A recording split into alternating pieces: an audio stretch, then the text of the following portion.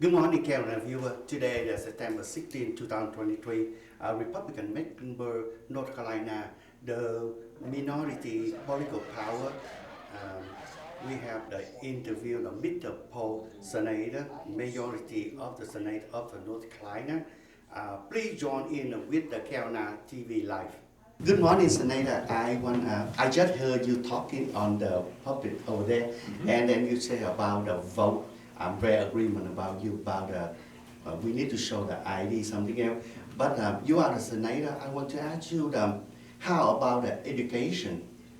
Because right now we have many problems in the blue state about in the education, the massive and community. They want to bring on the system to the house, education system. Can you tell we have some of the plan in the future for try to stop something else for they don't make the brainwash of the student in the future and then transfer the system of the government to the community. That's when you have something else idea for the future. Yes.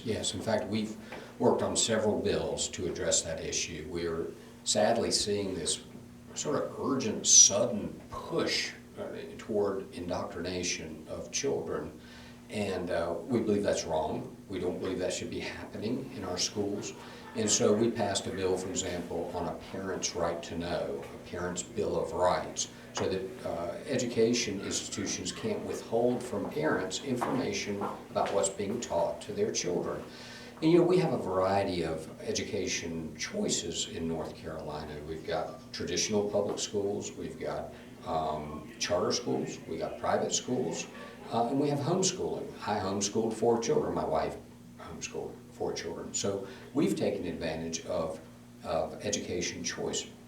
So we have created a scholarship program for those who may not be wealthy to be able to afford tuition to a private school. So if their traditional public school is not serving their child, not meeting those needs, they can take that child out and take them to a private school.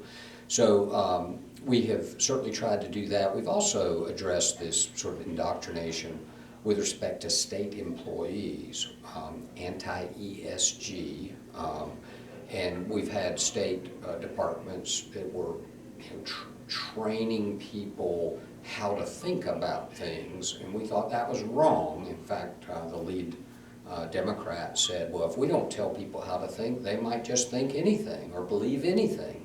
And that's exactly right. That's who we are in the United States of America. You can believe whatever you want to believe and be very successful. So we're doing, at the state level, everything we can under current times to stop the push of indoctrination in this state.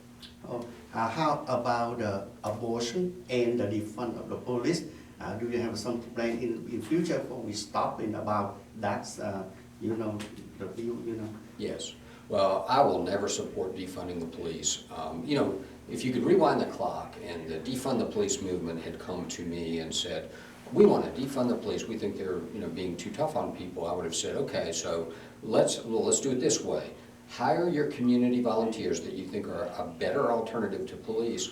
Let's see the crime rate drop, and when the crime rate drops, we can talk about whether police departments need fewer funds. Didn't happen that way, right? It never happened that way in North Carolina, I'm happy to say. But in other states, you saw the defund come first, the crime has risen, and I think the highest goal of government is to keep our people safe. Safety is important to everyone. And so, we'll never, I don't believe we'll ever support any defunding of police. And it's failing miserably around the country. So I see our police being fully supported here in North Carolina. Thank you very much, Senator. Senator, before we leave, can you give a Carolina TV viewer about go to vote in the 2024 for the protect this country, and then we are the people, we need to protect this country. Absolutely. I mean, the right to vote, the ability to vote is a sacred thing. It's an important thing. It's a powerful thing. And I just encourage everybody to vote, and vote for people who reflect your values. Whatever those values are, And you know, our politicians come from the culture. So I'm encouraging churches, I'm encouraging pastors to continue to promote the sanctity of life, the importance of life, the importance of you know, treating others well, regardless of skin color. We are all one. Let's unify. Unity is a Christian principle.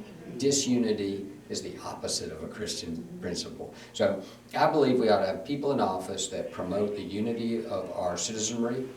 Let's work together. Let's help everybody succeed. Let's take away regulation. Let's take away laws that don't make sense.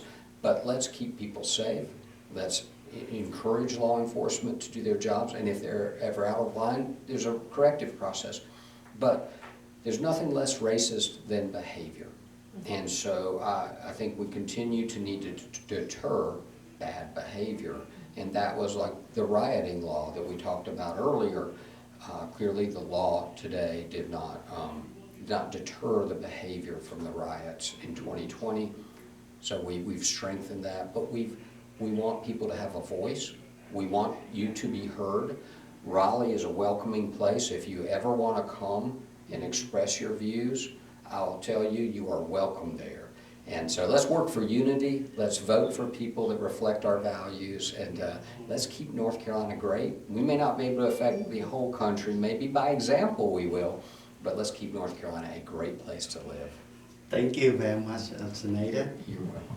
Thank you for Carolina viewer about we meeting Senator Paul Newton in Charlotte today. Thank you, and we need to go vote. Yes. Trần Việt, Carolina TV from Charlotte, Mecklenburg.